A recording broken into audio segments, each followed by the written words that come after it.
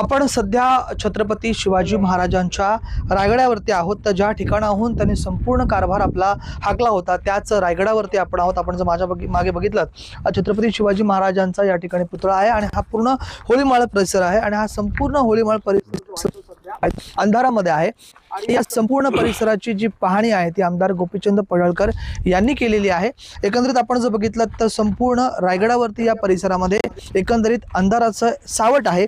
आपल्या सोबत आमदार गोपीचंद पडळकर आहेत, थेट आपण त्यांच्याशी बातचीत करूया की सर नेमकं आपण आज रायगडाची पाहणी केलीत, पूर्णपणे रायगडावरती अंधार पसरला, काय सांगा?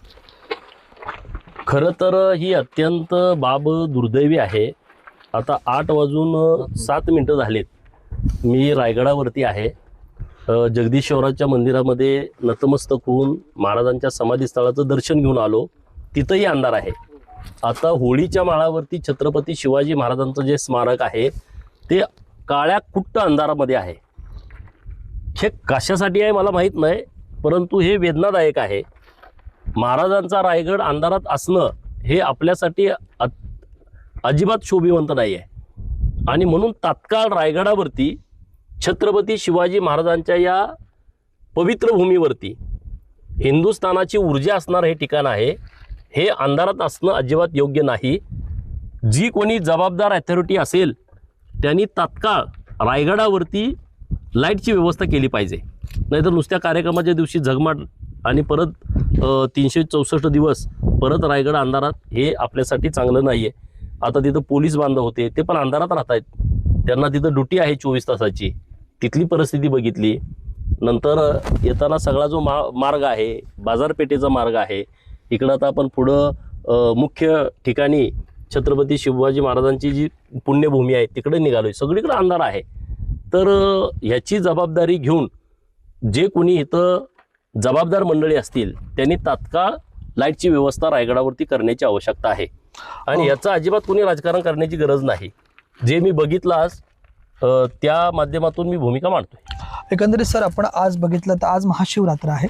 छत्रपती शिवाजी महाराज ज्या महादेवाचं दर्शन घेऊन आपल्या संपूर्ण कारभाराला सुरुवात करायची, त्या महादेवाचं दर्शन देखील आपण आज घेतलं, पण तिकडे देखील अंधाराचं सावट होतं।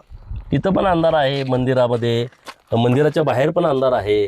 तिथून पोलीस चौकीकडे जातात त्या मार्गावरती पण अंधार आहे। तर सगळीकडे अंधार, पूर्ण अंधाराचं साम्राज्य पसरलेलं आहे आणि मग ही रोजची काय परिस्थिती असते माहीत नाही, पण आज तर पूर्ण अंधार ह्या रायगडावरती पसरलेला आहे। तर तात्काळ याची दखल घेऊन या सर्व मुख्य ठिकाणी लाईटची व्यवस्था केली पाहिजे आणि हा अंधार आपल्यासाठी चांगला नाही। इथं लाईटची चांगली व्यवस्था, कुठंतरी एक दिवा लावलाय अशी व्यवस्था न करता पूर्ण रायगडावरती लाईटची व्यवस्था करणं गरजेचं आहे आणि ती तात्काळ करावी। याबाबत आपण मुख्यमंत्र्यांशी काय पत्र बोलणार ना, उद्या मी जाऊन मी भूमिका मांडणार साहेबांच्याकडे की अशी अशी परिस्थिती रायगडावरती आहे, रात्रीचा पूर्ण अंधार इथं असतो, ही बाब माननीय मुख्यमंत्री महोदयांच्या निदर्शनास आणणार। धन्यवाद सर। हे होते आमदार गोपीचंद पडळकर। राज वैशंपाय, टीव्ही मराठी, रायगड।